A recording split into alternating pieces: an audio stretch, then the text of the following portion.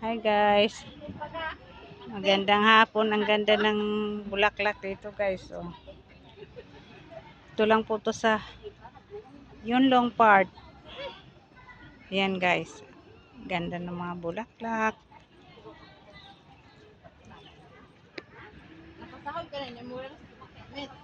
No? Di pa. Mahaba pa. Ayan guys. Ganda ng view dito guys. Parang Pinas lang.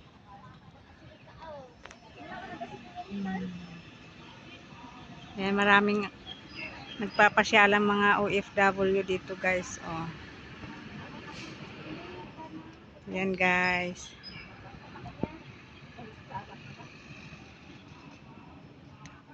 Yan. Thank you for watching guys. Bye-bye.